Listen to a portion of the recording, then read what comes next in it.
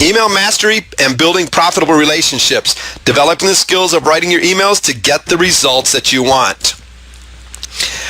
What is email marketing? Email marketing is a form of direct marketing which uses electronic mail as a means of communication to an audience. It is used to encourage customer loyalty and repeat business. So it's a form of direct marketing. The only difference is that, instead of going out to your mailbox to get that mail piece that you're looking for, it's going to be going electronically. It's floating through the air, or whatever you want to call it, into your inbox, through the wires, however you feel it gets to you, gets into your inbox very quickly, very rapidly, and you're able to respond to it, take action to it very quickly, without waiting days for the mail to show up. It is used to encourage customer loyalty and repeat business, and that's something you really need to be working towards, is customer loyalty and repeat business, because like I've said many times, the hardest thing about this whole business is getting someone on your list or to buy from you the very first time. It's easier after that, and that's what you're looking for, is to make sure that those customers are loyal to you and to get that repeat business, so that you're not spending the most where the most cost is, and that's up front getting somebody on the list. Advantages to email marketing: distributes information to a wide range of highly targeted potential customers. You notice I'm not saying customers yet, because a lot of times they're just targeted potential customers. Sometimes you go about getting people on your list just because they're there. They're not a customer yet.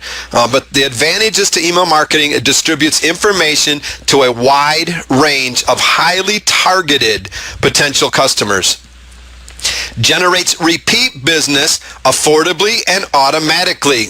With the technology that we have today, it's no more one by one sending an email to somebody. It's all automatically. You can sit down, write one mass email that's going to go out. You can schedule it for any time, day or night, that we're soon going to be talking about. And it's very affordable. When you think about the cost, a lot of people getting started up, think when you go to buy autoresponder services, that $24 a month really doesn't, seem like you should be able to afford something like that.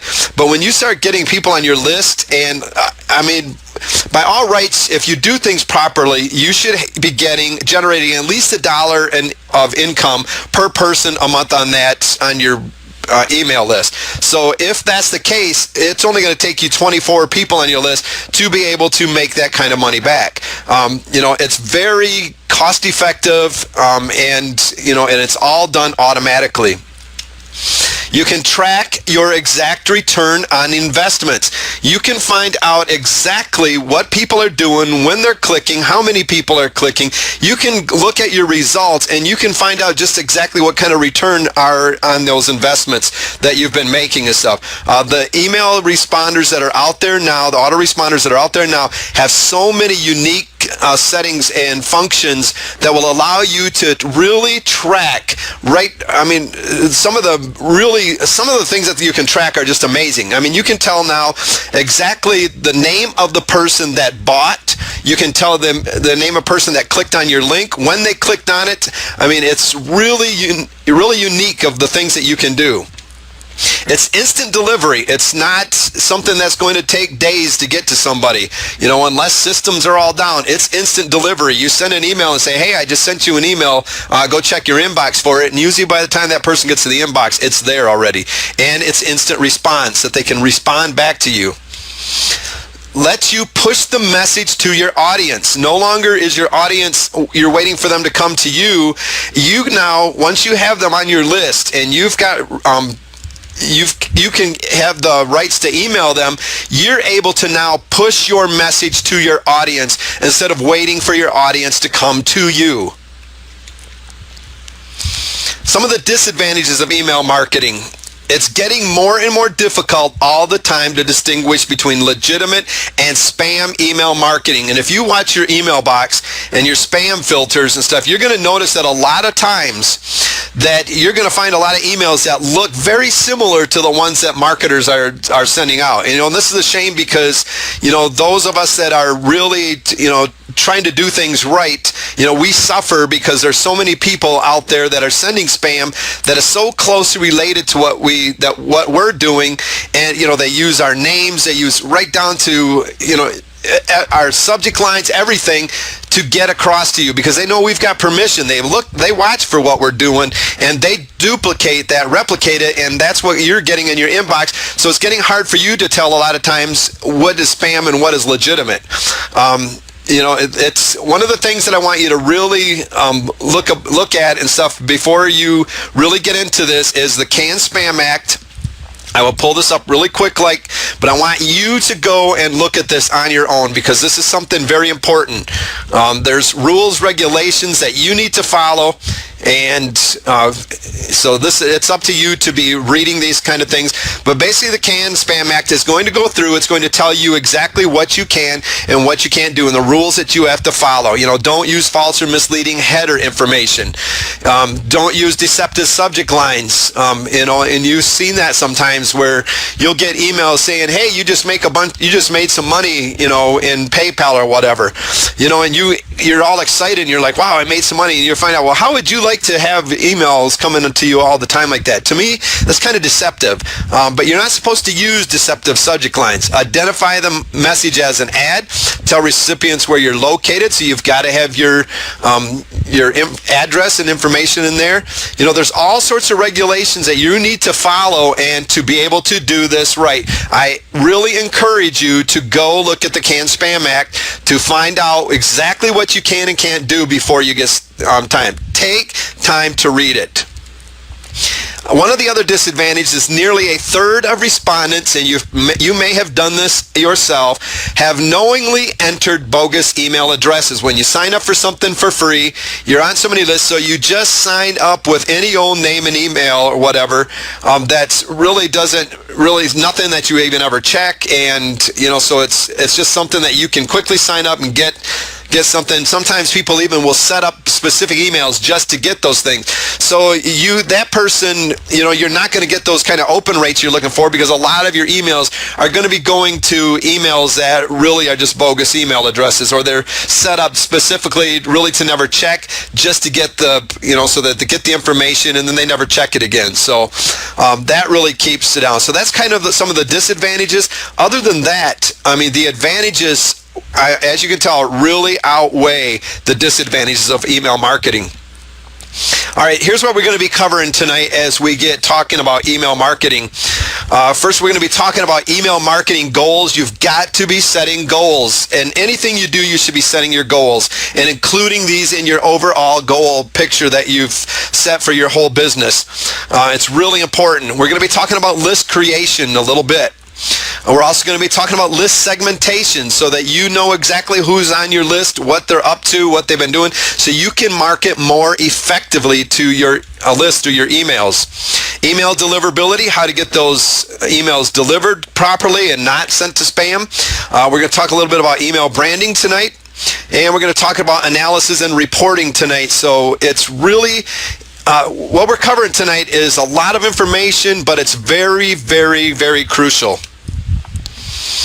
All right, let's start talking about our marketing goals. As your knowledge of and experience with email marketing grows, you'll want to rethink and change your plan to incorporate the new ideas that you've learned and remove those that aren't meeting your expectations. So when you get started, you're going to start out in a certain place, with what you know. And as you learn, you're going to start growing. And as your knowledge expands, you're going to want to start changing things and incorporating new ideas.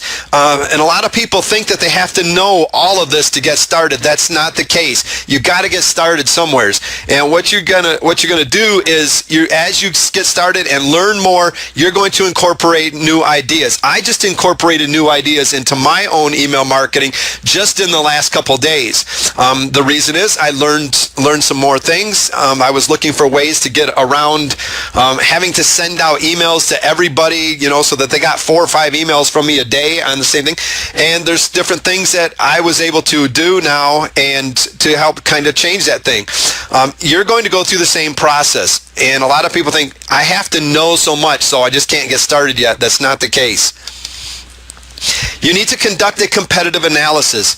First of all, if you don't know what you're doing, this is probably one of the best ways for you to start learning and figuring out, is to conduct a competitive analysis. And it's really very simple to do. It's not expensive to do, and it's rather easy. And most of you are all set up to do this already.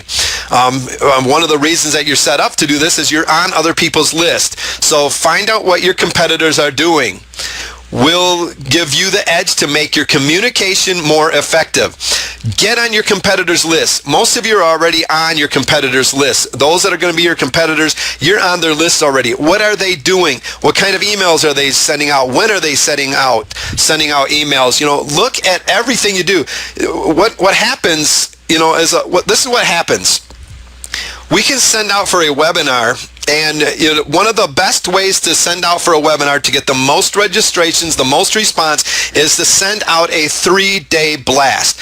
To send out an email, if it was going to be on a Thursday, you'd send it out on a Tuesday, your first one, maybe another one on a later in the afternoon on a Tuesday, another one on Wednesday, and maybe just one at that day. Thursday, you're going to send one out in the morning and one in the afternoon, and then you're going to send out another one right up until the time that you're getting on, and maybe even one with an hour before and when you're getting on. Now, what happens is a lot of people go, well, man, that's just way too many emails, and I don't need that many emails. I signed up under the first one. Well, the thing of it is that instead of complaining about that, take a look at what your competitors are doing and see if you can figure out why they're doing that.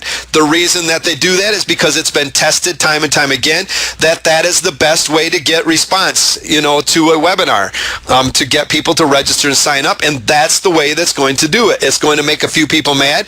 I've came up with, got a few other things in place now that I can kind of take care of that a little bit so that you're not getting all the emails. But that's what happens, and not only that, if somebody signs up on Tuesday, well, what happens on Thursday when they forgot? Yeah, the webinar service sends out something, but this is you send out another one as a gentle reminder. So instead of really complaining about what your competitors are doing, check to see what they're doing and see if you can figure out why they're doing, and keep mental notes of that. Write it down, so that you possibly can incorporate those things into your marketing goals.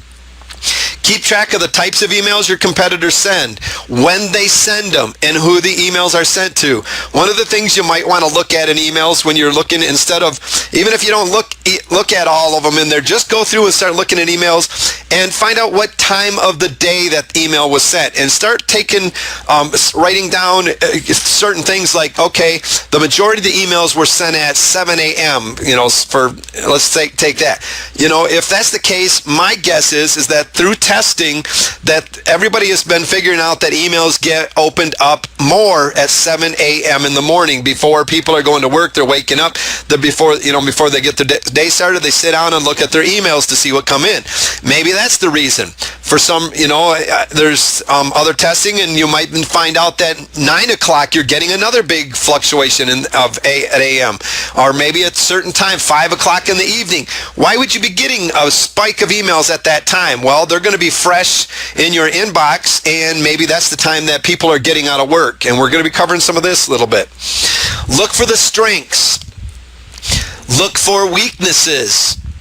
Look for opportunities. So look for the strengths that you see in the emails. Maybe it's their subject line. Maybe it's their writing style. It's the passion that they come across with. As you're looking for it, look to see what kind of weaknesses you see. It's like maybe they don't have great subject lines that you really opened it for. The only reason you opened it for was because of recognition. You recognize their name, and maybe they don't deliver a lot of value. So look for those weaknesses. Those weaknesses are opportunities. The strengths are opportunities. Maybe you can't match those strengths right now and stuff, but those things are things that you can challenge yourself to beat. But especially those weaknesses, those are opportunities for you to do better in your marketing strategies. So what are your marketing goals? First of all, you need to decide, what do you wish to achieve with your email marketing campaign? What is it that you wish to achieve? Is it to get people to buy from you? Do you have a list of freebie seekers that you're trying to get to buy from you? Is it to basically deliver quality value? What is it that your goal is with your marketing campaign? If you don't understand that, you need to come to a place where you can understand what your marketing campaign is all about and what you wish to achieve, because if you don't know what you're going to achieve or what you want to achieve, how are you going to achieve it? What products or services will you promote? Know what kind of products or services are you going to promote. I want you to notice in these trainings, a lot of this goes back to researching the market that you're in, finding out what kind of products are out there. Are you going to want to promote those kind of products? What kind of products are missing that you could promote? So in your email marketing, then when you're promoting, have a good idea of where you can go to look for the products and what kind of products you're going to be wanting to set up to promote. Maybe it's affiliate products. Maybe it's your own products. Include anything that's relevant in as much detail as you can about your products or services. The features that are going to be available in them, the benefits that you're going to provide over your competition. That's something very important. Why just look for the same products that everybody else is going to be setting out for? Look to find products that have more benefits to provide to your subscribers over top of the competition. Maybe one of the things is that you can do better than somebody else is to provide the content through webinars, things like that. Special deals. Really give as much detail when you're writing your goals out of what your products are going to contain. Why are you wanting to reach, and what are your goals with each one when it comes to your existing customer? Maybe some of the goals that you want to reach, and when you're reaching these customers, existing customers, maybe the emails is all going to be centered around subscription renewals, because these are already, maybe somebody's joined a membership, so you want to focus on getting that subscription renewed. Getting that customer to say, yes, I'm going to renew this, instead of basically signing off. Are you going to be wanting to send out cross-sells in your emails, upsells to your existing customers? What are your goals with all of these? To prospective customers, maybe your goal is to get them to that first purchase, which it should be. Maybe it's to come across and show them your brand awareness so that they get used to your branding, get used to you, that name recognition. Maybe it's relationship building that you need to focus on. What are your focuses and what are these goals of each one of these? Where will you find all the content that you're going to be sending out? You're going to be sending out a lot of content in products and of affiliate products, your own products. You need to figure out where you're going to find this content. A lot of people, you would think that it would be pretty easy to find all the content you need, but a lot of people, where am I going to find this? Well, if you don't know, you have to figure out, where this is all coming from. Is it going to be through affiliate products? Are you going to outsource to somebody else to get products made? Are you going to own, your own product creation, where you're going to be the one that's creating your products? Maybe you're going to be buying PLR products that you can send out, so that you don't have to invest all the time and money into creating your own products, that you can just, spend a less time, or to outsource having that PLR changed and to add your own, basically branding to it. Where are you going to find the content? This is all things you need to be thinking about when you're setting your marketing goals. All right, very quickly, we're just going to go into setting up a list. This is very basics. There's a whole lot more that that's going to be setting up the list, and this is just with Aweber. This is getting that list set up so that you can recognize it, and you've got a place for your subscribers to go, and that you can start setting up your broadcast messages and your follow-up message to start building those relationships. First of all, when you go into Aweber, if you have Aweber, now there's other autoresponders out there. Aweber is something that I usually recommend. When you get logged in, you're going to see this, all of these different tabs up at the top. What you're going to want to do is My List, and in this drop-down box, you're going to see there will be one that says List Settings. You're going to click on that List Settings. It's going to take you to this very first page. Now, as you can see, it already was going to give you a list name. It's going to be a default with a bunch of numbers. Now, I've seen people use these before and never change them. My suggestion to you is to change to a name you will recognize. You're only allowed so many characters, and it will stop you when you use those amount of characters. It will tell you if that list name has been used before, and so you can change it. But if you use all of these default numbers, it's going to be kind of hard for you when you start list segmenting and to know exactly who you need to be sending emails out, because you're not going to know what those lists actually are. You're not going to know if they signed up through you through a webinar, or if they came from a product that you created, and if they came through the JV Partners or something. With the default number there, how do you know? So I suggest you change it to a name that you will recognize, so that you will know who is actually on that list. You're going to give a list description in this line here, and that's just a basic description, as long as you want it to be, about what that list is. Maybe they signed up through a money-making webinar registration. It was a webinar on making money online, and so this is what they came on for. That's the list description. You're going to have your from name. Your address is going to be in all of this. As you can see, it'll show you what is required and what is not. The list description is not required, but I would put it in there if it's something that comes in very handy. Contact address. Your company's name and email will be here. I blocked this one out so we don't do no branding, but your name and company address will be here, and you will be able to edit it and put it in there. And again, it is required, and we'll go over that in a little bit. The next step will be your company branding. If one of your goals is to branding, which you will put your company name here, a website URL, a logo URL. So if you have a certain logo that you would like to go out with your emails, you would put the URL there. Your email signature, and we'll be talking about that in a little bit, that would go here. You can create other global fields. Here's where you can view the unsubscribe. It's already set up, especially in Aweber and most other autoresponders. You're going to have automatically include an unsubscribe link, because it is something that is a must. It's a law that you have to have it. So it's going to already set it up. You can view it right at this point. Here's going to be where you set up your social media sharing, where your emails, once you create them, you can automatically send them out to Twitter and Facebook. You'll go in here, you'll click on each one of these and set it up. And here, once you connect to Twitter, sometimes your picture will show up here if you have one, and your account name and things like that. We're here. So you can do the same thing with Facebook. Just go in there, fill out the required information that you would have. The next step on the same page is you're going to fill in if you want to receive notifications every time a new subscriber is added to your list. Do you want to be notified of that? If so, you put your name, the email that you would like to be notified with here. You add that there. And once you're done with this first page, you're going to save your list settings at step 1, and then you're going to click to go to step 2. It's going to take you to your confirmed opt-in page.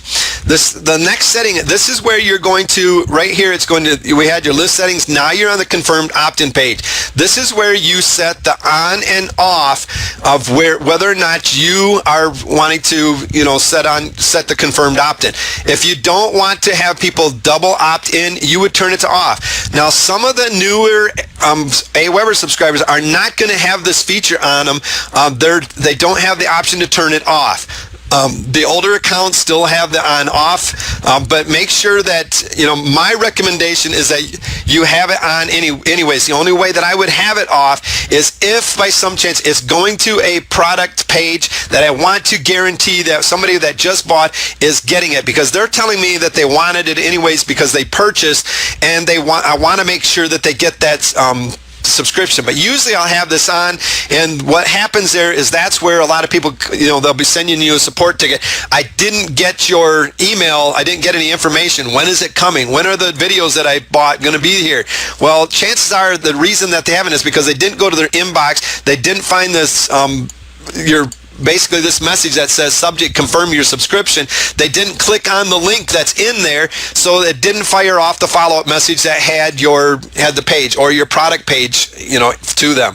And that's probably one of the biggest drawbacks of having to have this on. But I would rather deal with that, because as you're going to learn here pretty soon, having this confirmed on is going to really help in your email deliverability, because these folks are saying, yes, I want to receive what you have. They're saying that twice. Not only did they give you the name and email at the very beginning on your squeeze page, they're saying it again when they go to their email and click on the link that they're going to get that's going to say, yes, I want to receive information.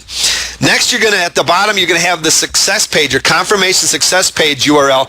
This is where you can actually put your very your own created page, HTML page that you have created. So if you want to have a more original thank you page or confirmation page, maybe it's your product download page, you can put that right here. And this is the page that they're going to get once they click this link. It's going to fire off and send them to this page. It'll send this to this page. So once they click that, it's going to all of a sudden bring up in a window that page, whatever you have in here. If you don't do anything, it will just give them a default one, which is just going to say, thank you for your confirmation.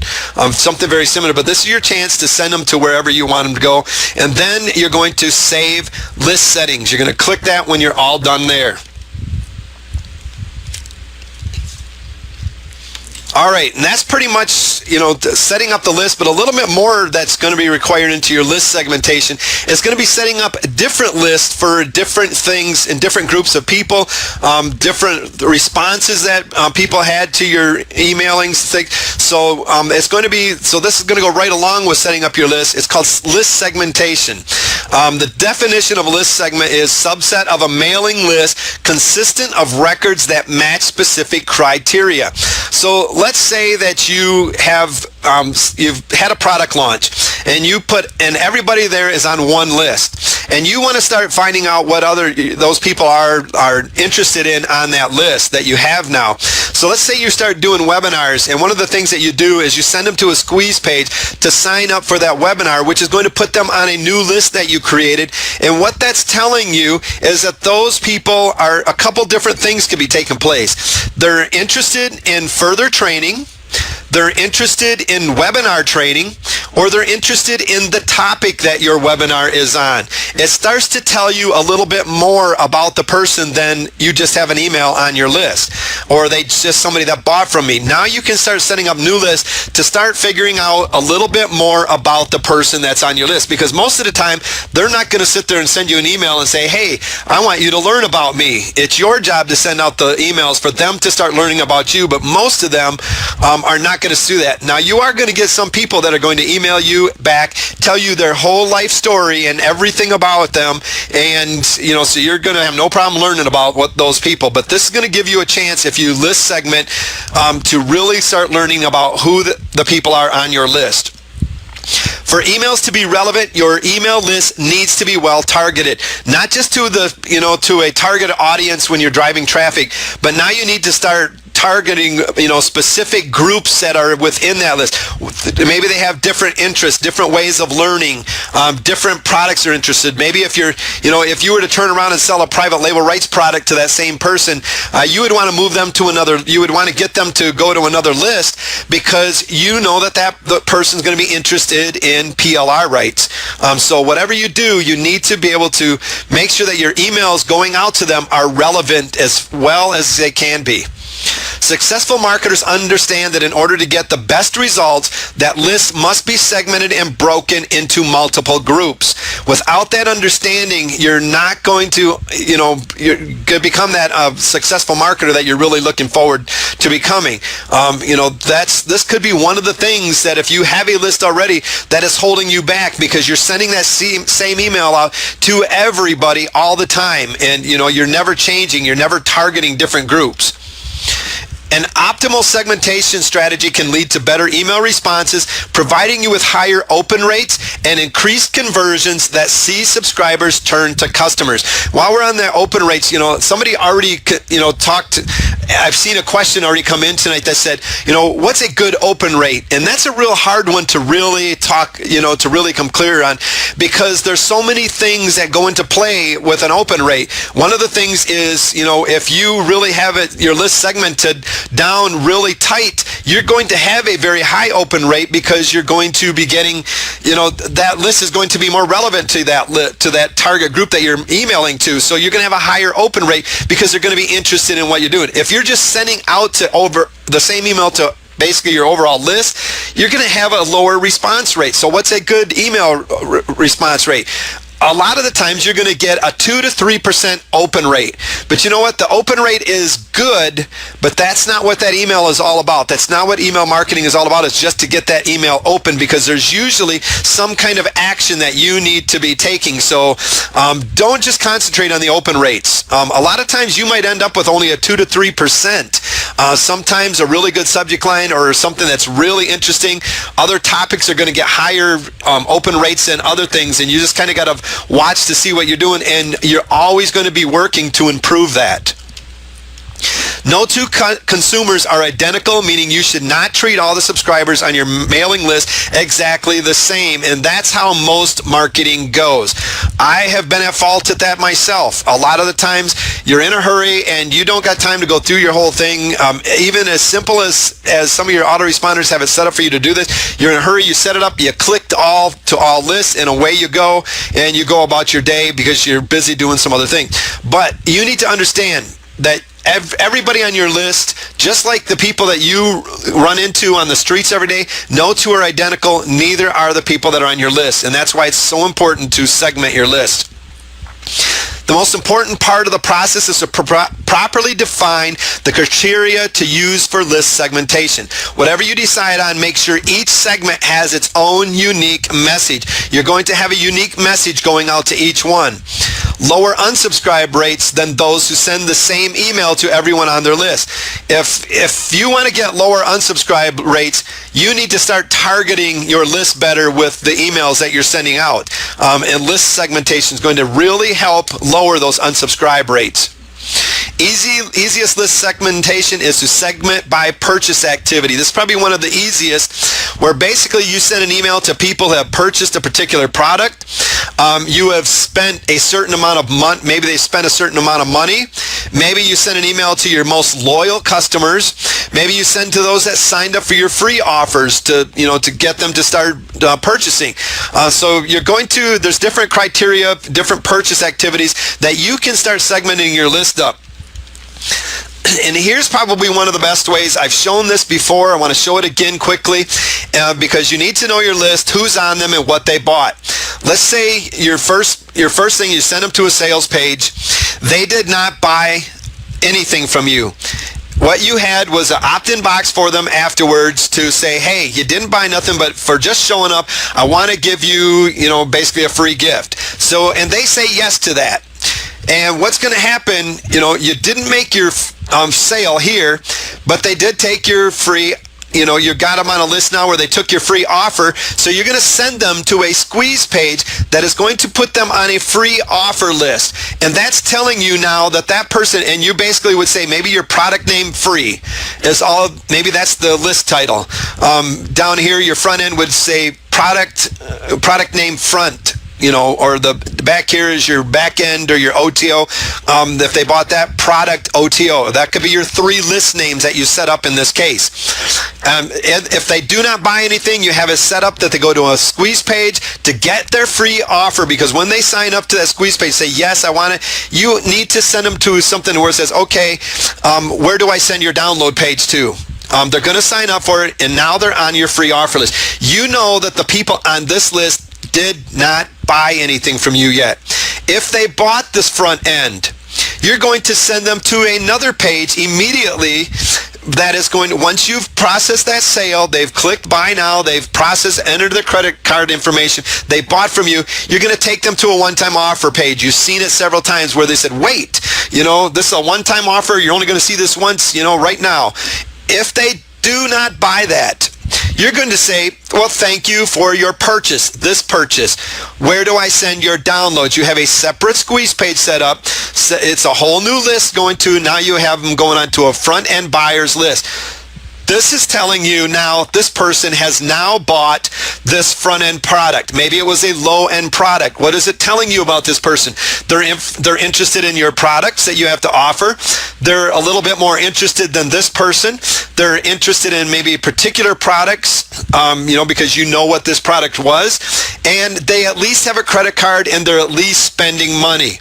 Maybe they're not willing to spend this kind of money yet, or it's telling you that maybe you need to work on your copy and your sales process to get them to buy this.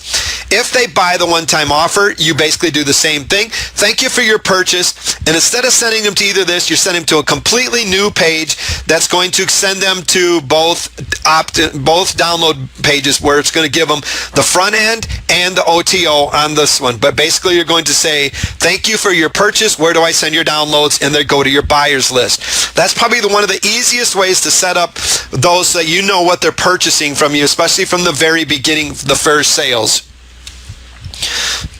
Some other things that are really, really neat, and this is with Aweber, and it helps you to segregate the people that are on your list that have opened up your emails and have not opened up your emails, so that you can target better the ones that have not been opening up, or you can send a different message out to the ones that you do. Now, this is just an email that sent out. And as you can look, there's a lot of interesting facts here. First of all, it shows you how many got sent out to this particular list. Told you how your bounce rate, and it told you how many complaints that you had. It showed you when your email went out, and it showed you the difference, at different times when people open it up and how many. Now, as you can notice when we're looking through this, we talked about, timing of your email is very important. This kind of information is really exciting because, as you can see, if we follow this down, at 9 o'clock, we had the biggest spike in the open rates to this email. It just went out, but also what's happening at 9 o'clock in the morning? What's with your customers? That helps you to start tracking to say, what's up with my customers at 9 o'clock in the morning that is making them, be there right now to be able to, look at this. Did they just get to work? They haven't really got started with work yet, so they're checking their email before their boss tells them they can't, check the email. What is it? Statistics really have shown that 9 o'clock is a really good time to send out emails. A lot of times you'll see them 7, 8 in the morning, and that might be because that person's list is a little bit different, but a lot of times statistics have shown that 9 o'clock is a pretty decent time. Now, as you notice, we went down, had a little bit of a spike at 11. Over here at 2 o'clock, we had another little bit of a spike. Then over here at around the 5 o'clock hour, we had another spike in the open rates. And it's showing you the total opens and unique opens, which sometimes you'll have people that'll click things twice and stuff. So it shows you unique opens as well. But why would people be opening all of a sudden at this? Why would we have a spike? Well, they probably got out off of work. Now, typically in the past, you might have seen 5:30, 6 o'clock opening a little bit higher because people got home at that time and they started checking their emails. Now, maybe 5 o'clock, the reason it is that it's moved up a little bit is because of technology. You got cell phones that have the internet. So as soon as that person shut down for the day, they opened up and they weren't able to check their email all day. They opened it up immediately, maybe on the way to their car, or chances are nowadays the way it is, they're probably checking it while they're driving. But check to see when these spikes are, because this is going to help you decide also. And if you see something that's consistent over emails that you send out, you can decide, find out best times to send out your emails. Now, what's really cool about this that you can segment. I can send out an email right now directly to these subscribers just by clicking this. To these 326 people that open this message, I can send out a message that's directly targeted to the ones that opened it, thanking them, maybe sending out a free gift to them just for opening it. What's going to tell them maybe the next time is like, hey, let me open it again. He's going to reward me for opening it. I'll open it again. It offers you an opportunity to do things. You also have opened and unopened. Right now we're in open. You could click on unopened, and what that's going to do is going to take you, and let me go back to that page just a second. I have that blocked out here, and I went to the last page so you wouldn't see it. But it's also going to show you a whole list of the name and emails. So I can tell which person, actually, the name and the emails of everybody that opened up my emails. They will be listed right there with you. And chances are you're going to see that there's a big, your response rate is going to be consistent over time. So which tells you something else. You've got to figure out, okay, you've reached in the people that like the value that you're delivering, and you've reached in the people, that maybe name recognition. How else can I reach those people that aren't just used to opening my emails yet? When we click on the unopened, it's basically going to tell us the same thing. It's going to give us the name and list of the people that did not open. What we can do is we can now send directly to these subscribers. We can send out the same email, or we can change the subject line, why didn't you open my last email, or whatever you want to do, because you can now send directly to this. What this is also allowing you to do is just to send out the email to the people that did not open. It's not going back out and bombarding those that already opened and maybe registered or took action that you wanted them to take. So make sure that this is a feature in Aweber that's a newer feature that you have to upgrade to. It is a little bit expensive. It's one of the things that comes with time, that as you're building that you're going to want to do. That's something that I recently upgraded to, and I'm really excited about it because it offers me some opportunities that I never had, or never even really knew that were out there or paid attention to before. Some other ways that you can segment as you're sending out your email. Say you're sending out a broadcast. You can send out your email. We'll go into this here a little bit, and when you can send it out. But one of the things that you can do is send to a segment. And with that other feature that we were just talking about, it allows you to add segments to this here that you can choose to send. So you can send it, it'll add that tab once you've added it, that will say to those that didn't open your email, or whatever you want to name the tag. But what you can do is this lets you segment to the people when they got on your list. You can send out to just people that added today, maybe thanking them again. You can send out to the ones that came on yesterday, 7 days ago, within the last 30 days, over the past year, or you can send out to all subscribers. Usually everybody hits active subscribers, sends out to everybody. It usually goes out to all subscribers. But one of the things that also you can do is right under here, you can't quite see it on there with the drop down box, but the next place is after this which segment. You also can choose which list you want to exclude. So you can go down through here and you can choose to include or exclude. Maybe we got one that's saying webinar right here. So these people probably signed up to this list. They were interested in webinars. Maybe you're holding a webinar and just for these people that came out in the past. So you can click include. All of these other lists over here, you can click exclude, and it's only going out to those people on the list, on that one certain list. So you can start targeting the different things. Maybe you have a list that's just JV partners that you just want to target that list.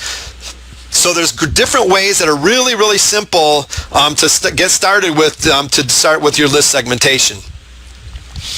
All right, email deliverability. Email deliverability is about ensuring request opt-in email is delivered to the intended recipient. Always ask for permission and be CAN spam compliant. This is probably the biggest ways to get your email opened up. Make sure that you use a double opt-in. These are some of the laws that you have to follow. A valid postal email address, a valid postal mailing address, not just an email. This is your physical email. Mailing address, and an unsubscribe link. These three things are things that are going to help your email deliverability, and they're a law that you have to have them in place. Subscribers addresses subscribers addresses you ask for. Make sure that you are getting the email addresses that you are asking for, and that's asking for real or primary. Don't just ask for their first name and address. Ask for their real name if you have to, because some people will put a bogus name in there, or they'll put sexy mama or whatever in there as their name and stuff. You need to be, watching those kind of things, because think about when you're sending out that thing and all of a sudden you send that email, they forgot what kind of rude, crude name they put in there, and you send out your basically first name, that your little tags that you're adding there. So it goes out there and it says, hey, sexy mama. Well, what kind of email is that going to be picked up? My guess, I would start associating that as maybe pornography or something else that's going on, and that sucker's going to spam. That thing's going, I'm not even going to look at that thing. So make sure when you're asking people on your squeeze pages for their name and email, real name and their primary email address, put it in their mind that they have to give you the real name and primary email address instead of some bogus email that they just want to send it to. Because this is going to get your deliverability up a lot better, because it's going to be going to the people. It's also going to help with open rates, because it's going to their primary emails where they're going to be checking. Message formatting, text or HTML. If sending HTML, it is important to always send a plain text alternative message, also called the text HTML. It's a multi-part MIME format. Basically, most of the emails out there now allow you to receive text. A lot of times you, as the email recipient, have to click on a little link that says, yes, I accept this in HTML, or any graphics or images or whatever that are contained in that email and stuff. Once you do that, usually you're pretty good. But a lot of them, there's some of them out there that still don't accept them, and they don't go through as great. It's getting a lot better. A lot of people are sending out just HTML now, because you can do a lot more amazing things with them than just the text. But it's a good thing, to always, if you're going to use HTML, to send the text version as well. And your email responder should provide both of those for you. Limit the use of images. Avoid creating messages that are entirely images. Use images sparingly, if at all. If you're going to use images, a lot of times a simple image, if you're going to use them, is really good. But don't get carried away with images. Just because you can doesn't mean you should.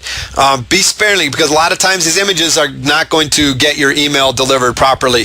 Carefully using of attachments. Many users are wary of attachment documents due to viruses. A lot of people associate an attachment as being a virus, whether it is or not. If you really have a good relationship with your email list, they know you, they trust you without a doubt, you can get away with this. But a lot of times, most people are going to associate that attachment with a virus, because that's just what they associate it with. Use a website URL to reduce recipient fear of attachments.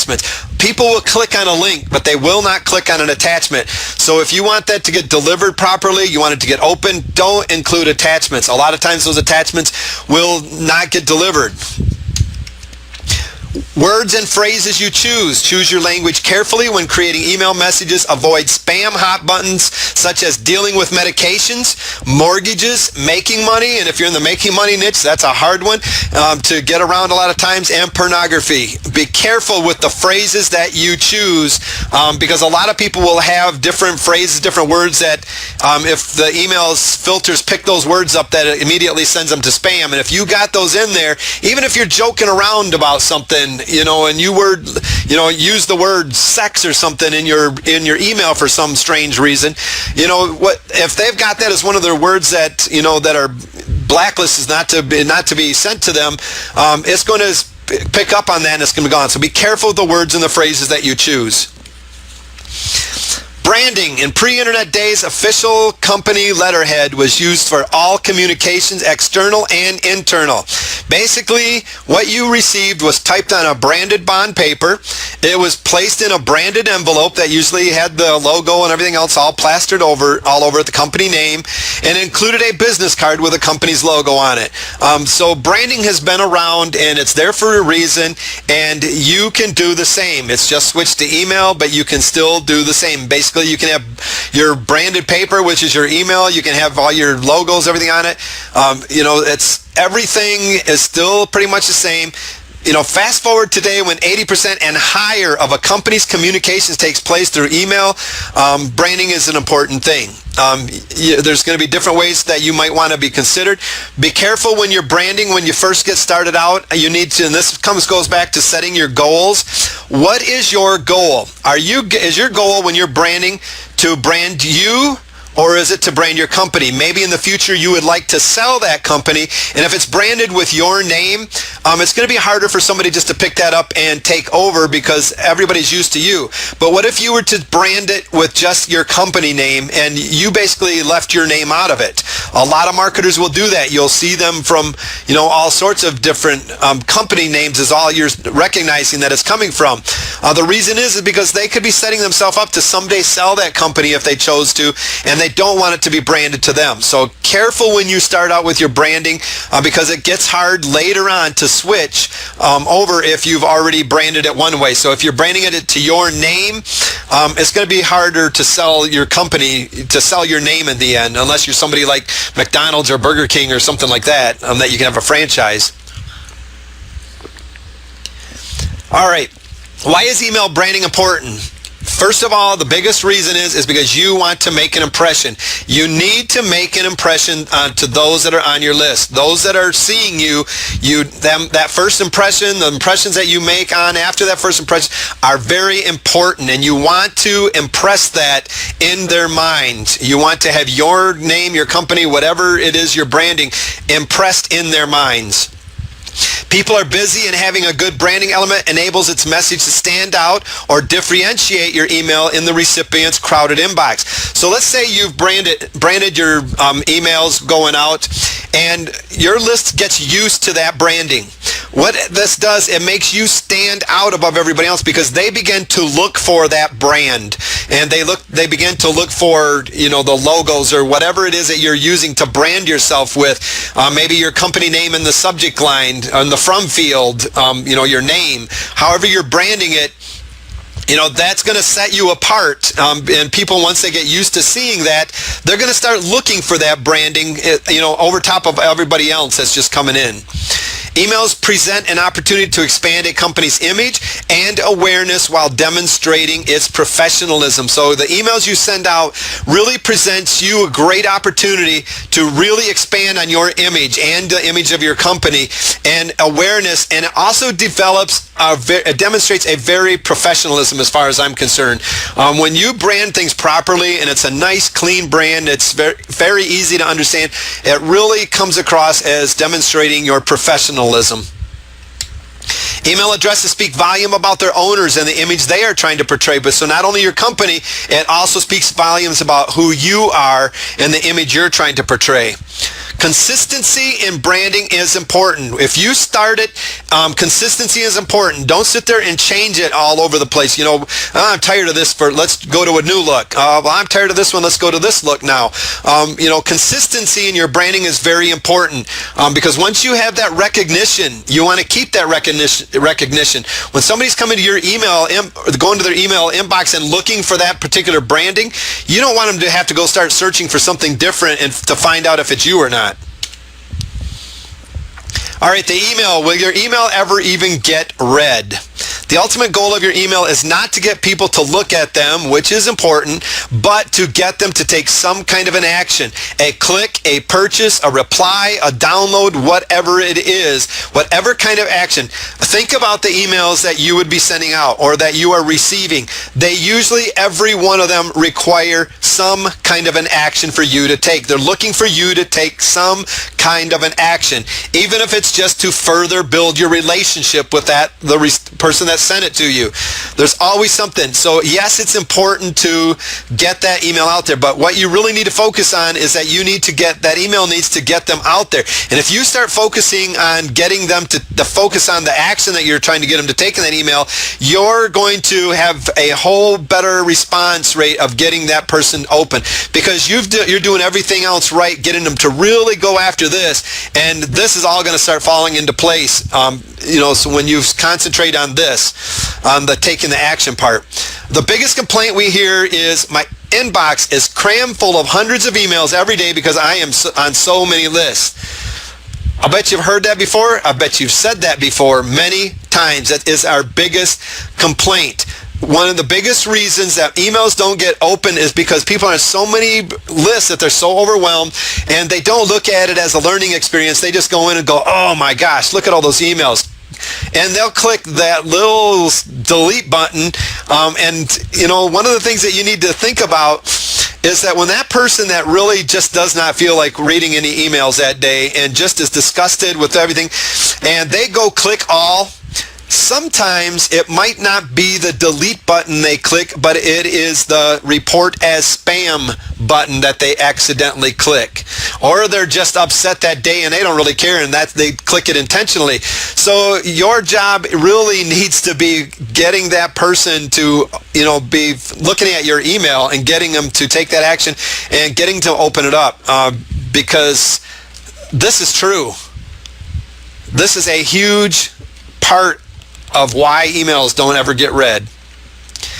Why doesn't my email get open? Maybe it's got an ineffective subject line. Maybe it was bad timing. It got lost. It got buried. You didn't send it out at the proper time. List fatigue. Your list maybe is just, they're tired of the ways that you're doing things.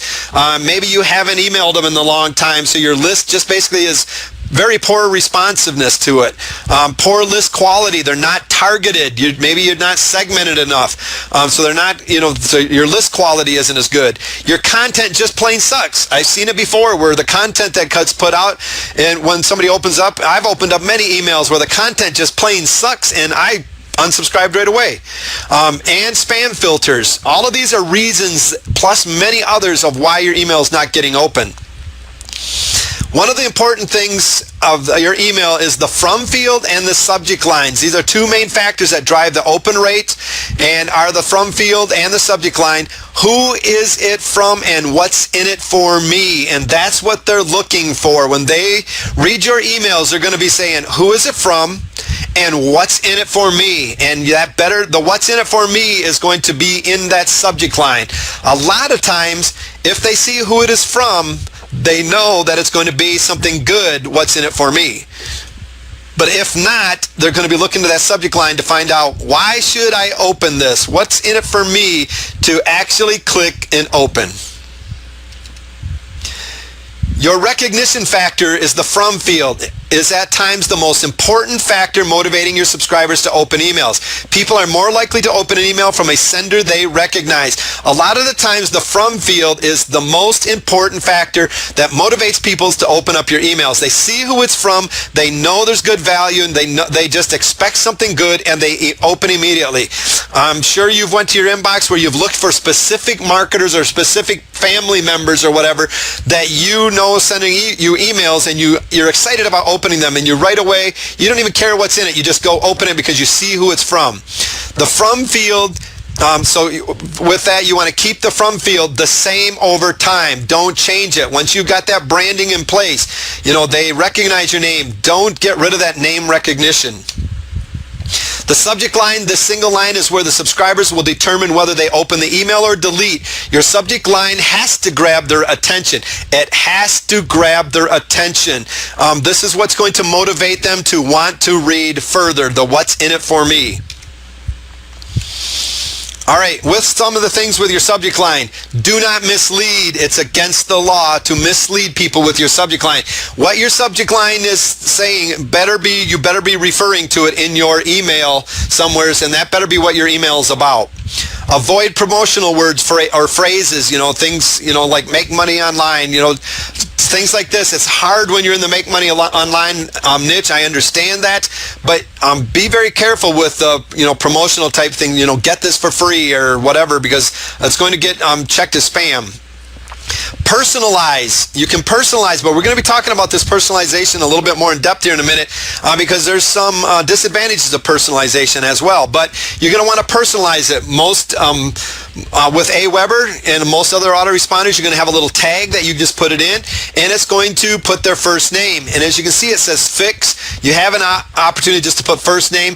This fix is something special, and I'll show you that here in a little bit. We've got actually an example of it. Focus on what's in it for the reader. The main benefit of your email, the action you want them to take, with the main benefit, that is what you focus on in that subject line. Keep it short. They usually, and you notice I capitalize that, usually have a higher click-through. It needs to be as long as it has to be effective. There are no magic amounts of characters to put in a subject line. A lot of people say 64, 56, whatever, you're going to see all sorts of things that are out there. Usually the shorter the better. They have higher click-throughs, but not all the time. It needs to be as long as it has to be effective. And that's the thing. One of the things that you got to be considering is a lot of emails out there will only display so many characters in a subject line. No matter how long you make it, it's only going to display part of that subject line. So in their browser, so be able to think about those kind of things. The most effective subject lines are often not the ones a marketer would predict to win, and that's why it's so critical to be testing everything you're doing. You might have a subject line where a lot of people, I've even had marketers tell me that's an awful subject line. I'm like, oh yeah? Well, it's just got the highest open rate I've ever seen. And maybe I didn't even expect a subject line. I was just maybe a day where I was just like, man, I don't even know. I can't think right now. And I just put something in there. I go, that was lame. And I'll send it out, and it got a huge response, bigger than any other response. So sometimes the most effective ones are not the ones that you're going to predict to win. So test them. Subject lines for list segmentation. This takes us back to segmenting a little bit. If you segment your list, ensure you test subject lines for each segment. You may find, for example, long-serving active subscribers react best to a simple branded subject line and focuses on recognition. They're just looking for you.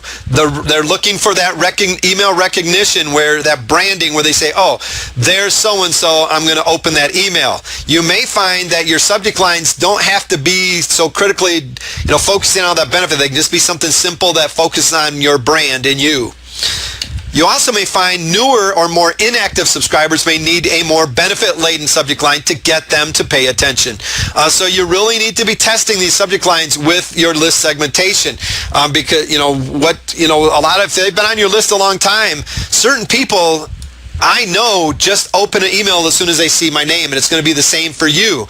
As soon as they see your name, they're going to open that. Other people, you better have an attention-getting headline that beats all to get them to even think about moving to get it open. So, test them, different types of your list segmentation. Always using the same subject line approach might lose its performance off over time. So if you just use the same approach, chances are it could lose performance over time. Familiarity usually breeds contentment. Usually people get used to it and just start, that familiar name, and they just start opening. But sometimes it brings on contempt, where they're like, yeah, another one from the same, man, enough of this. It's always the same thing over and over and over. I've been on this guy's list for 3 years and he hasn't changed yet. It's just, so be careful with, when you're, when you get content and you just start sending out the same thing over and over. Always be willing to try something different now and then to mix things up and spark a little curiosity in subscribers. If you've been doing the same thing over and over and over, try something different, because what happens is that subscriber goes, what's he up to now? I've never seen him do this before. Just out of curiosity now, they're going to go open that to just see what's going on. Yeah, maybe somebody that's never opened one in a long time sees you doing something different, so they want to find out what you're doing. Subject line lengths, no magic subject line length or magic template to follow, so test, and keep on testing.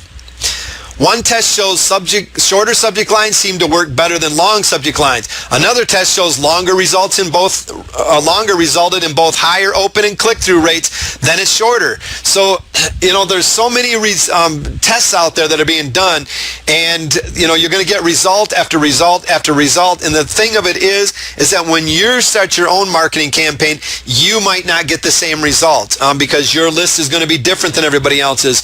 You might have done a better job of targeting. You might not have done a good job as targeting. So it's going to depend, on which one's going to work better for your list, and that's why it's important for you to be testing.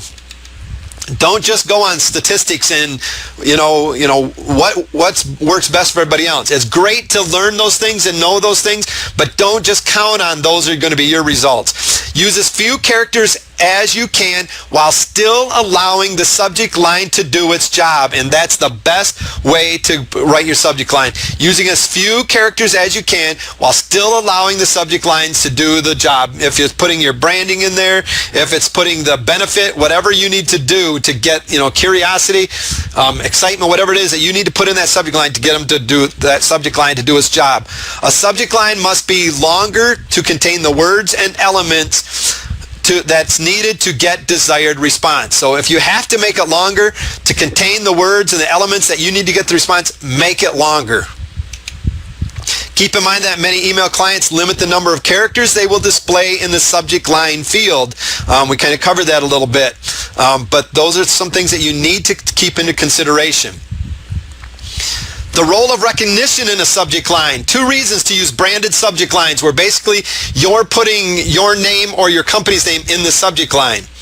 One would be a transactional message from you, where an example would be maybe your business name, subscription renewal confirmation, where it's identifying you with that subscription. So this is a transactional message.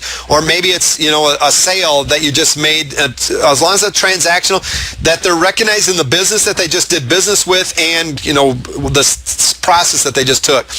Or you have an excellent reputation for always delivering useful, valuable content.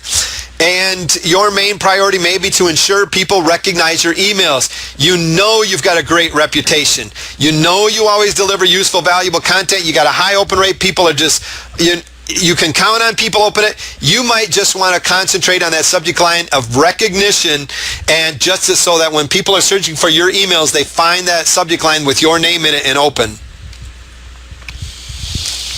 Name and salutation, most personal things in the communication piece, and subscribers see them before they even get to the main features. These are going to be the subject line, and down here, this is where your salutation goes in. Get it wrong from the first line, it will most likely go in the bin. So if you get it wrong here and here, a lot of times this is going to go into the bin. And when you see your email, if you go to your email inbox, you'll see basically the from field, and then you'll see the subject. It'll sometimes say your name, and then you'll see the subject, and underneath that you're going to usually see this part, and maybe the first couple, the first sentence or whatever of in there that is going to help you to decide whether or not you're going to open up that email or not. Over here, we've got first name fix and stuff. We can see it over here. And we're going to show you another example. So you've got the different things. You can just do name, first name. You can do last name fix. You can do their email that you can put in there. It's like, their email name or whatever that you would want. So these are different things for you to personalize with. You got your spell check up there. Reasons not to personalize the subject line. No real relationship with your subscribers, and personalizing may seem as being artificial and spammy.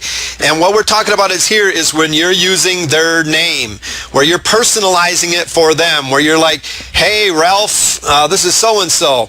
Well, if you have no relationship with your subscriber and personalizing, it may seem as a bit artificial or spammy because a lot of spam comes with their name in it. So it's kind of hard to be able to tell. And if they don't have a relationship with you, chances are they're going to say, that's artificial. I know that went out to everybody because that person don't know my name. A name takes away space that you might use to create greater effect with your other copy. So maybe putting their name in it is going to, take away from you being able to use, different words in there for copy. People typing anything in subscription box for first name just to get through the registration process. Remember we were talking about earlier, people put in bogus name and email addresses. If they put in a bogus name, like we were talking before, they put in some weird name, or somebody else types it in, or not a fun put in some bogus name for that person, and you send out your email and it goes out to that bogus name, what are they going to be thinking when they see that? Inaccurate or unreliable data will make it clear to readers that you really don't know who they are. That's worse than no personalization. So if you have inaccurate or unreliable data and you're personalizing these emails and stuff, sometimes it's going to be worse than no personalization at all. Obvious typos. People made typos when they typed their name. If that's put in there, that's what it's coming across. So if somebody typed their, Ralph and they typed a RAPHL or something, missed their things up or whatever, it's coming across that way to them, and they're going to look at it, not remember they did the typo. They're going to see it as you're typing their name wrong. Lots of spam put first name and subject line, so perception based on experience is that such emails are either spam or marketing messages. A lot of times based on experiences, they know that spam is coming with their first name also in there. So, be careful. There's reasons to possibly not personalize it. Subject line examples. If you can do question form, like, Danny, are you sick and tired of your boss, where you're forming it in a question. A command action subject line would be, act now, Patricia, and get this once in a lifetime opportunity. So you're giving them, basically commanding them to take an action in that email, and you're doing it through the subject line. Using a subject that says your email contains teaching content. Dottie, use this guide to get past the stumbling blocks. To me, that's going to say, if I was Dottie, I'm going to be thinking, okay, they're going to be sending me a guide that's going to teach me how to get past my stumbling blocks. Create curiosity. Barbara, here's something that you wouldn't expect. Expect what? Well, you just kind of ended it there with your little ellipses and stuff there at the end. So they're like, okay, out of curiosity, what wouldn't I expect? Create scarcity and urgency. John, the doors are opening again for only 48 hours. So basically, you've got a short time to be able to click on this email and get in here and check it out.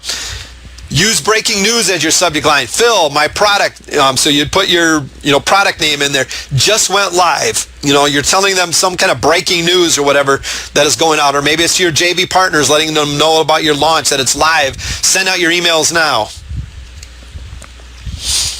Email subject lines. If you have a hard time coming up with subject lines like many, many people do, instead of being frustrated, get inspirations from others. Don't just say, I can't do it. Get inspiration from others like everybody else does. Make it a routine observing your competitors in related and non-related industries. Don't just stick to your same industry, because a lot of the times all it is changing a few little words. Even if it's from a non-related industry, you can still come up with some good subject lines. Create a swipe file where you have a folder on your desktop that you're putting subject lines that really stand out to you, that you can use later on, that cause you to open, that you can maybe change a few words in them and use as your own. Find subject line ideas from their email subject lines, headlines that they use on their sales pages, article titles, and blog posts, etc. Anywhere that you see, that they've got an opening subject line or some kind of a headline or whatever, and you find it that it really caught your attention and caused you to take action, take that and use it for a further subject line for you to rearrange it and make it, maybe add or take away a few words. Simple, small change in example. And this is exactly what I was just talking about. Easily turn that into a winning subject line by changing one word. Here's an example. Let's say this was your subject line.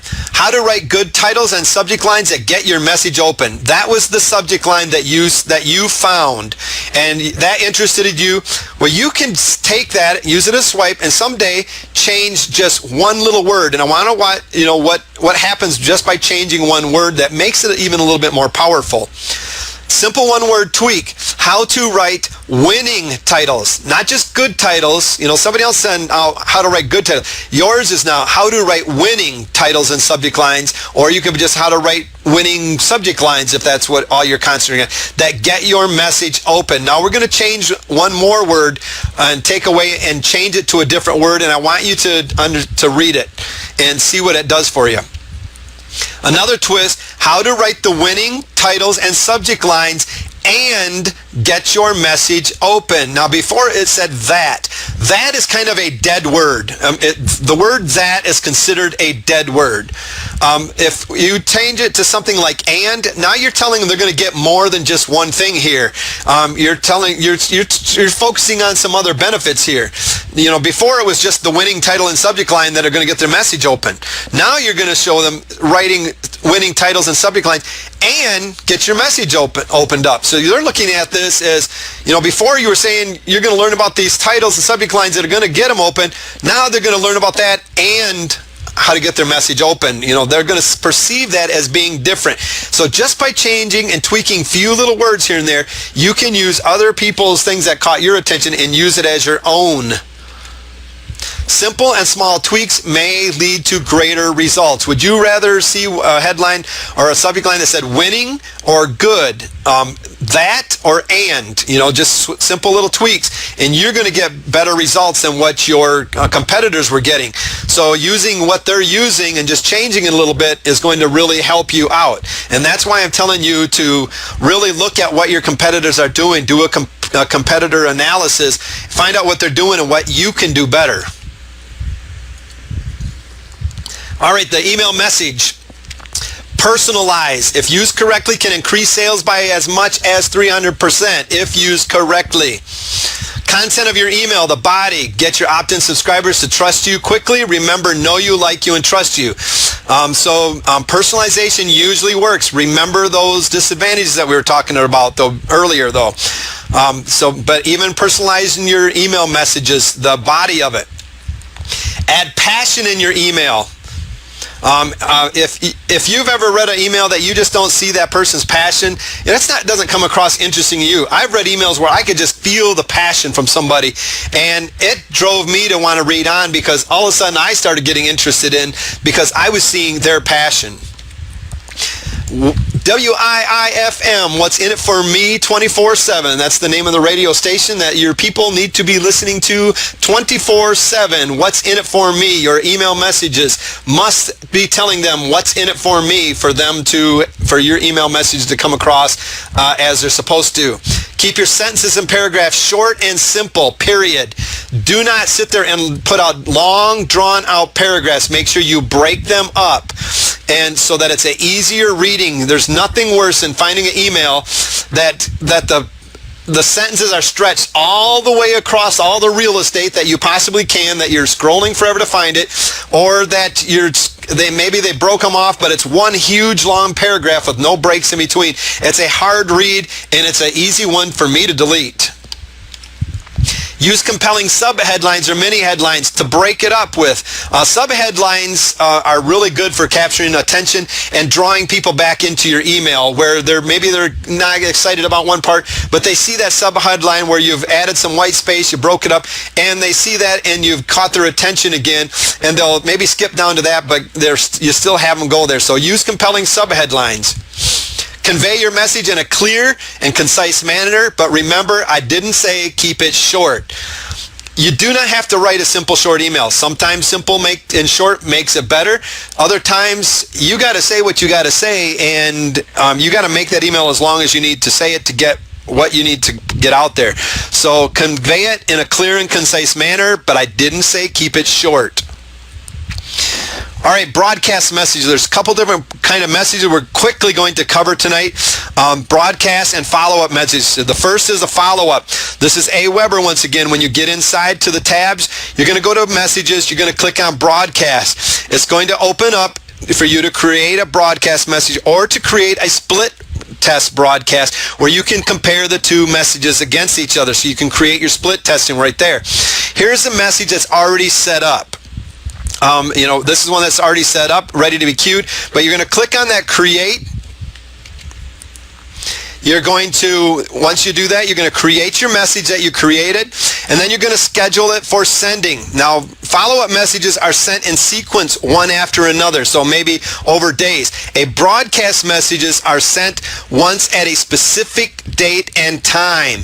You can create a date and time specific email broadcast and scheduling its sending. And over here you see a picture where basically you can send it out immediately, where once you click queuing that thing up, it's going out, or you can choose to send it out later, which it'll bring a pop-up box that you can choose the date and the time you want it to be sent out. So you can basically send repeat email broadcasts to reinforce your message. So you can set up more of your emails. There's a feature that will allow you just to copy the same one. If you just want to copy that email and send it out, and to send it out at a different time and date. So maybe you want it to go out twice that day. You send it out once in the morning. You queue it up to send it out at maybe 5 o'clock in the afternoon when you want that email to be fresh and right up front again. All right, with your email broadcasts, what you're going to do, you're going to have, again, that you can set up the time and date. you'll click this. It will bring up a little calendar for you to choose the date, the month, the date, and the year, and you set out the time. You know, if this was it would be 9:46 a.m. You can choose at whatever time you want. Send to segment. Which segment do you want to send it to? That's what you're going to choose it next. Is it all subscribers, or is it some that have been added over the next day? Whoops, we clicked that there. The next one is you can include or exclude other lists that we've kind of went over, but you can include all of them, or you can do just certain lists, whichever one you choose. So you're going to just go right on down the line. You're going to, whether you want to track clicks or not, and you're going to have to send out an HTML message to track your clicks. You're going to want to decide whether you can do social media sharing, whether you want it to go on Twitter, Facebook. It'll give you those examples for you to use. All right, follow-up messages. You decide your interval style. The two common interval styles that you're going to have are send rapid-fire emails one after another, so you could possibly send a message out every day or even twice a day or even more. I wouldn't recommend this unless your niche tolerates aggressive marketing like the Make Money Online niche. The Make Money Online niche, you're going to get away with the rapid-fire emails. There's going to be certain emails out there, like if somebody's buying flowers online, maybe you're going to want to stick to certain occasions and holidays and things like that, or just sending out promotionals once in a while or something like that if that was the niche you were in. So be careful about this rapid-fire intervals unless you're like in a really aggressive marketing niche. But you can basically send them out one right after another every single day that as long as you have them set up. Or you have the space, sending out 1 or 2 messages a week, and then waiting 1 or 2 weeks. When used correctly, people on the list begin to anticipate and wait for the messages. This would be like we were talking the flower niche or something, where they begin to wait for your promotionals, where you're sending them out the special offer now and then, or the holidays that you're sending out to get them to buy flowers or whatever, if that was the niche you're in. So depending on what niche you're in and which one of these interval styles you're going to want to use. Both of these styles, what they have in common is that they both are consistent. You stay consistent at what you are doing. The rapid fire, if your market tolerates it, you stick to that thing. You might have to change some of them, maybe change a few of the intervals, whatever, stick to them. The consistency is everything. All right, follow-up email series is building relationship first. It's always important that you know how to create follow-up messages in your autoresponder. The thing you should focus on is building your relationship with your list. So with that subscriber, you need to focus on building relationships, and follow-up messages are great for doing this. Don't initially think of selling first. Think pre-selling in your relationship. A lot of times, they still haven't bought something, or you maybe tried to get them to buy something and they didn't do that. They took your free offer. So you're going to have to maybe think about pre-selling them a little bit more. Maybe they came on just for something for free to a squeeze page. So initially don't think about selling first. Think about pre-selling to them. Getting them basically warmed up, ready to buy. Before anything is sold, you need to have established yourself as a reliable source. Create with confidence. Don't sweat over your follow-up messages. Your prospects are waiting for you. They're waiting for these follow-up messages. No matter what interval you choose, some people are going to be upset at a rapid fire, but there's a reasoning for it. It's because in those highly competitive markets, you need to keep yourself out in front of your market and stuff, and that's why that rapid fire works so well, is because you're keeping yourself out in front of them. If you don't, your competitors are going to. Here's the follow-up message. Basically the same thing. Go to the tabs, click follow-up. You're going to be able to, right here, add new follow-up message. You just click that tab right there, and you're going to be able to create your message. And here's an example where it shows a whole list of follow-up messages. It shows the message. Here's number 1, which goes out automatically. You can't change number 1. It goes out immediately. So as soon as somebody double opts in, or it's going out to them. This one here is saying it's going out 2 days. So this certain one is going to skip a day, send them number 2. This one here is going to go out 3 days later after this one. This one here is going out 4 days, this is the message. Sorry about that. We're over here. The interval is 0, going out immediately. This is the first 1 day, going out the next day, the next day after this one, the next day after.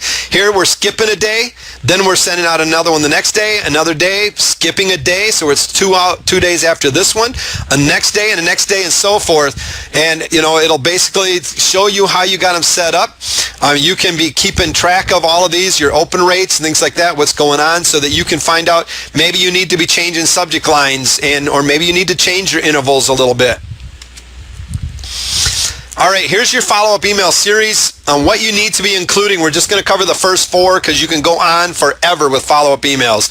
Send immediately after your customer subscribers takes action. Whatever action they take, you send them follow-up email 1. Welcome them, reassure them that the right decision has been made. This is what you're going to be wanting to include in these emails. Mention the product or newsletter name again. Let them know who you are and what they just bought or what they just subscribed for. Include any product download pages. So even if you've got a confirmation page for them to set up get the download page, include a link in there so it's another way for them to get it in case they missed it or accidentally clicked off of it and didn't realize what they had. Your main goal is an introduction to you and to make sure the customer subscriber gets what they opted in for. Number 2, start with mentioning the product or newsletter name again. Let them again know who you are. Let the subscriber know what they can do with the download files and how they can actually download them. So you want to begin to let them know that you care about them and that you care that they get things happening. So let them know what they can do with things. Maybe they just bought a private label right products. Even though you sent them, what their rights were, send it to them again. Let them know. Say, hey, you can rebrand this package. I would start doing that, and I'll cover that here in a few emails. Assure them that you're there for them. Ask them how they're doing with the product. Let them know you care, basically. Giving any additional resources you might have to offer. So if you have resources that would help them with what they've got, offer them to them at that time so you can start delivering more value. You can mention your affiliate program if you haven't yet. So if they haven't seen your affiliate program and you have one, maybe you say, hey, how would you like to make money with a product you just bought? Follow-up 3, you might want to start asking them if they've had time to work with your product. Again, I would make sure that you would introduce yourself, let them know who you are in the product again. It's still new in the process. Ask how your product has helped solve any problems for the customer. Start getting them to possibly start opening up to you and responding back to you. Or maybe what can make it better. You can recommend other products, resources, etc. that you have, but keep it in a very soft pitch. Use related content in your follow-up to pre-sell your offer. So if you're going to pitch at this point, which I would start pitching here something pretty soon, keep it a soft pitch. And you're still going to want to be thinking about pre-selling them. So that email follow-up, if you're pitching, is going to be pre-selling them leading up to that pitch. So you're going to want to use a lot of related content in your follow-ups to pre-sell your offers. Follow-up 4, offer nothing else than your personal help. So now you could just go back to saying, hey, instead of a pitch or anything, it's just saying, hey, what can I do to help you? Continue building that relationship. Include something of value that relates to the original product or to an upcoming or previous offer. So maybe you got a previous offer or something that's upcoming that you can talk about that you want to give them something else of value that relates to that. How many follow-ups are in a series? There's no magic number once again. There's just a lot of different, it's going to depend on your targeted list. It's going to depend on the segment, how you got it segmented. It's going to depend on the niche that you're in, on how many you actually send out. Some are going to tolerate one right after another, and some are you're going to have to space them out. So test it. Your email list is going to be different than anybody else's and unique to you. The follow-up is all about building a relationship and creating the right first impression. Focus on delivering and over-delivering value in both your follow-up and your broadcast messages. Crafting your email message. Remember to inject your personality and style as you're building your list. When you're crafting your email message, people want to get to know you. They want to understand your personality. So let your personality shine in all that you do. But once you do, be careful here, because once they get to know you, don't go trying to really change your personality, because they're not going to accept it. If you're coming across as, let's say, probably a great example of this would be maybe in the Christian marketing world, where you were coming across as a big Christian, all of a sudden you you started talking about some things that maybe just you didn't come across as before, and they're going to start doubting, who you really are. So be careful when you start injecting your personality that you stick with it. Promote things that excite you. If it doesn't excite you, it's going to be hard for you to excite your customers when in that message. Keep your email content light, creative, and original. Provide good content. Focus on value. I don't care what you're doing. Focus on value.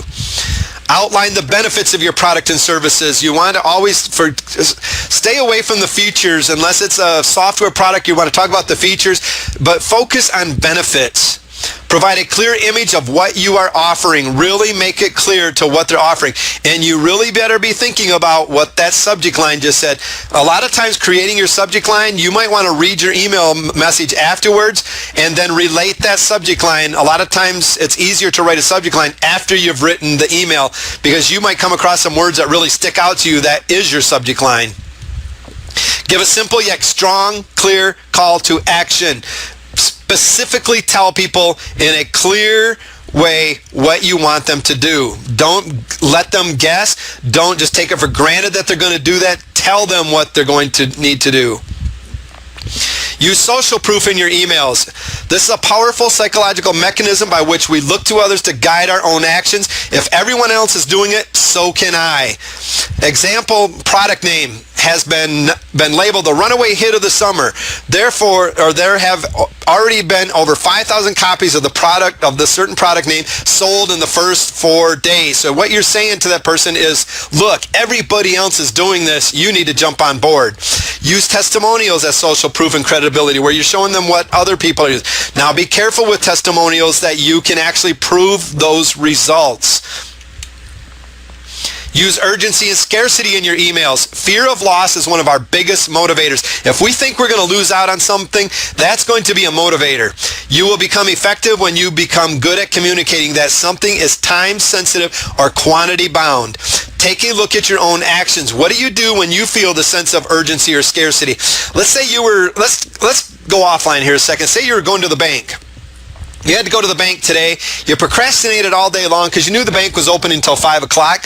Really no urgency there for you to get there at 9 o'clock in the morning. So you're going to wait. All of a sudden you look at the clock and you're like, wow, 4:45 and I live 13 miles away from the bank. I better get there now. You're going to take some action and you're going to move because there's urgency there. There's scarcity. If you don't get there, that bank's not going to be open. It's going to be gone. It's going to be closed up. So you basically use that urgency and scarcity. It's a huge motivator. Example of scarcity.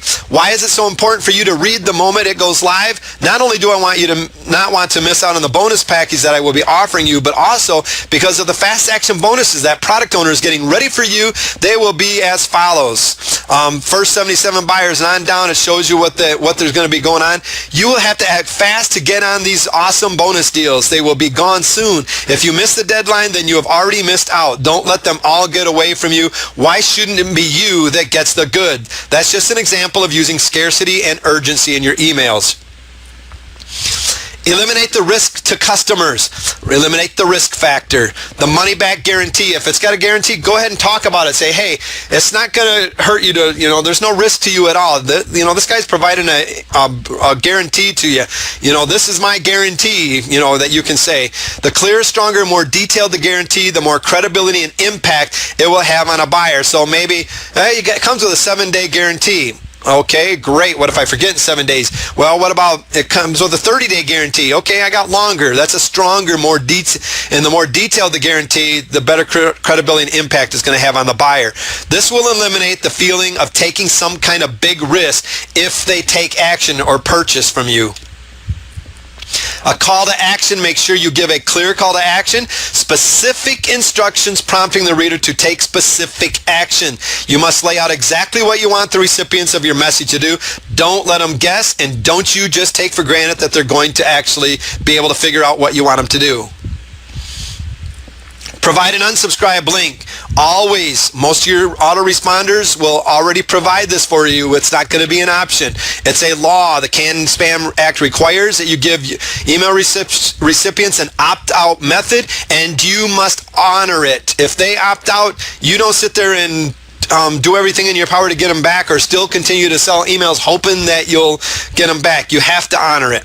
You don't want to have a lot of unhappy subscribers on your list, or worse, a high amount of spam complaints. I would rather have happy unsubscribers than I would unhappy subscribers on my list.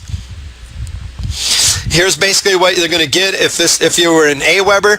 When they click on that unsubscribe list, it's going to tell them all the list names here that they're subscribed to, and they can unsubscribe to any of them they want, save their settings, it will automatically unsubscribe. You have to allow them to be able to unsubscribe from your list. And that's a lot of these people. A lot of the people, I want you to understand, a lot of people, they don't have a list management tool yet, so they're using their regular list and trying to send out to people. So I get a lot of times through a Gmail account and stuff, which doesn't have a way for me to unsubscribe, and they're trying to get me to purchase something from them or whatever, and I keep getting email after email after email, which really irritates me. And the reason of it is I don't know who they are. They found me on Facebook or Twitter or whatever they might have found me, and found my email and just started emailing me. You don't have the right to do that with somebody. That I did not choose to be on your email list, and yet you're not allowing me to get off of that list. So that's not something that's legal. Identifies you, your signature file, the text you insert at the end of all your emails. This identifies you, your company, and your products and services. We showed you a picture back toward the beginning where it showed you where to put in their signature file, and this is something that you save that will go out in each of your emails. It shows, it's basically at the very end of your email. A lot of times it's right before your subscriber link, where it'll basically give a signature file, and you'll see it usually the same one until they change it. It identifies you, your company, your products and services. Should contain company name, your contact details, website address, and marketing taglines. These are some things that you should include in it. It can also be used as a marketing or sales tool, where maybe you want to have a product, you want to put a little quick header line there for them that to catch their attention, and an affiliate link or a link to a sales page you want to take them to. Be careful, don't be offering too many and give them too many choices if you're going to use it for that. A signature file is a powerful marketing and communication tool available to businesses. Make sure that you use one. Mailing address of your business. You must provide a mailing address and contact information for your business. Your message must include your valid physical postal address. These are your choices. You have to have your current street address, has to have a post office box you've registered with the U.S. Postal Service, or a private mailbox you've registered with a commercial mail receiving agency established under Postal Service regulation. So basically, this is what CAN Spam Act says, that you have to have, you have to include one of these as your address in there. You can't just make up some bogus address so people can't get a hold of you. You have to include it. Okay, the last point in this section of email marketing is very important, and that is to test your email. Check and test your email. Check the formatting of your email. Check all the links. Check the spelling. Now, how are we going to do this? Basically, what we're going to do, once we've created our broadcasts or our follow-up messages, we're going to click right down here where it says step 1. It's going to give you a chance to test your email. This is going to send an email to the address that you fill in right here where it says step 2. You're going to click test. It will open up this box right here. It's going to, you put in your email, you click send test, which is step 3.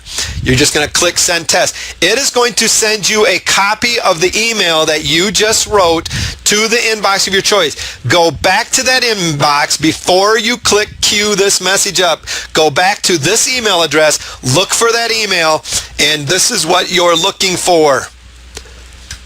Formatting of that email to find out, make sure it looks good. It's not all stretched out across the page, that you can see it. That it's proper, not all run together. That formatting looks good.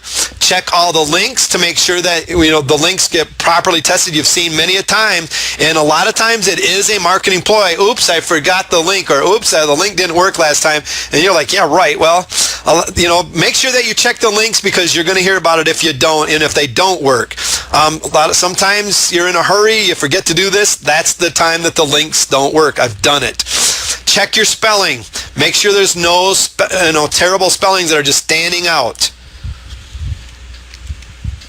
And basically that's done by, once you have it created, click on test, send it to this address. Do not queue this email to send up unless you have it sent to go at a different time. If you got it sent to go out right now, do not queue it until you went to this address to look at your email. Do a spam check. Look for a score of 5 or lower. The lower, the better.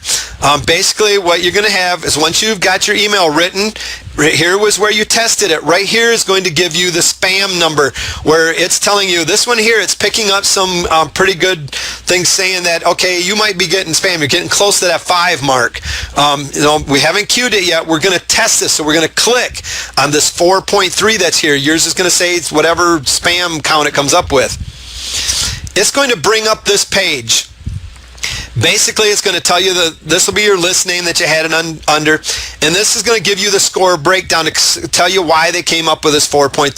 It's saying it's still good to send, but it's getting close to being bad. In the subject line, yours said at no cost. So, they're really picking that up as something, a marketing ploy or whatever, at no cost. A lot of times it's going to say, there's nothing for free or whatever. That's what their thinking is around that. It's giving you a little bit higher spam score. The body, HTML included, a message 0. Body, the message only has text, HTML my parts. So maybe it's just an HTML message. If you do, it's usually going to be a 1.7 almost every single time in Aweber.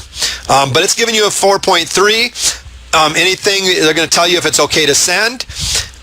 Down here below, we don't have it all down here, but it's going to show you in your message. They will highlight in yellow any words or whatever you use that it's picking up as spam. So at no cost would probably be highlighted in yellow down here for you to go through and change.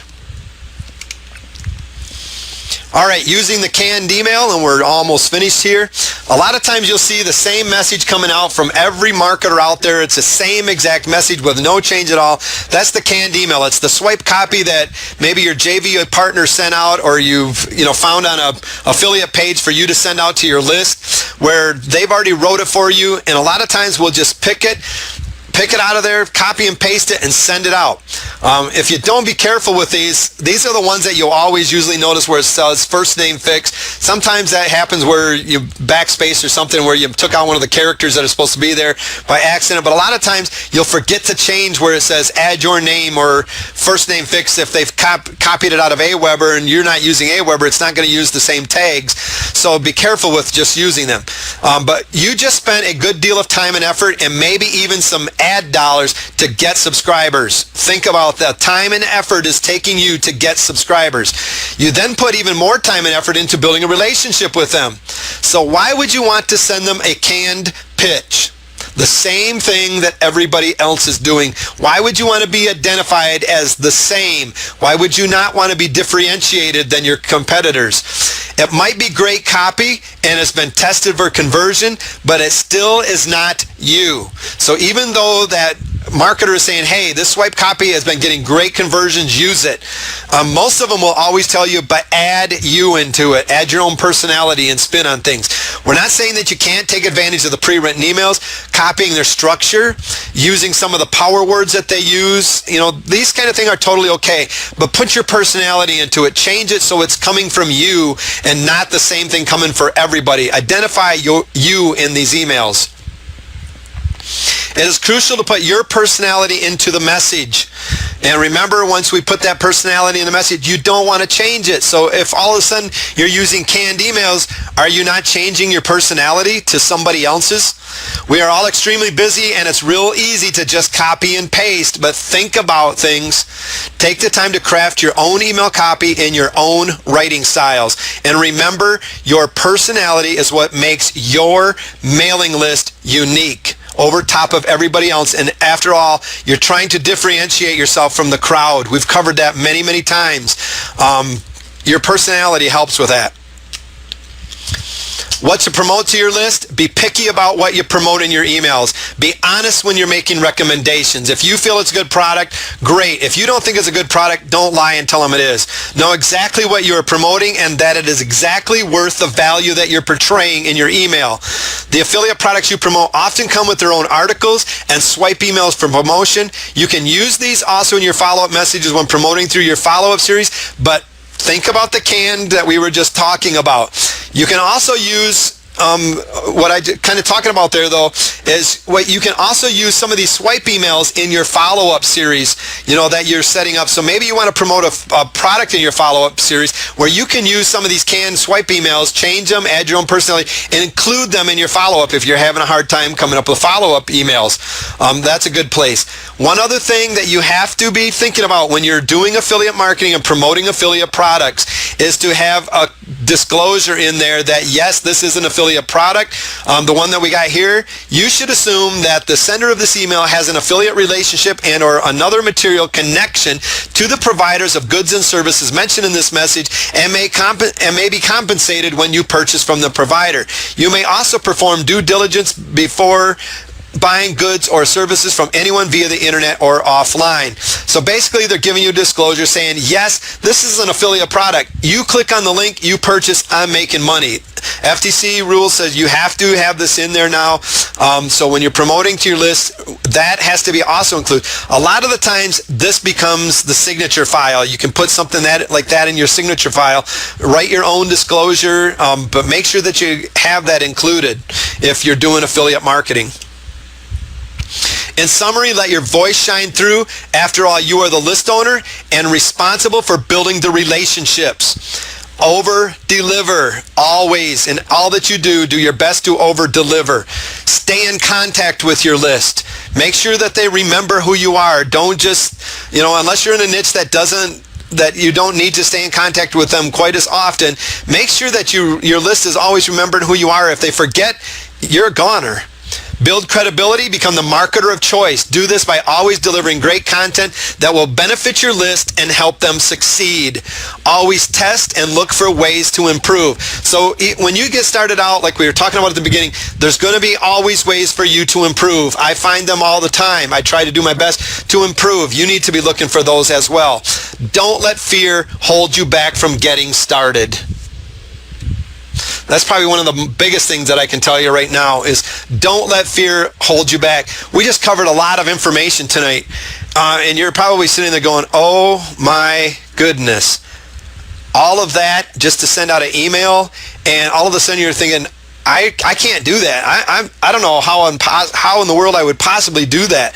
Don't let fear hold you back. You can do this. You just believe in yourself. You can actually do this. Remember, you're going to be looking for ways to improve as you get going. You might not hit it perfect right from the very beginning.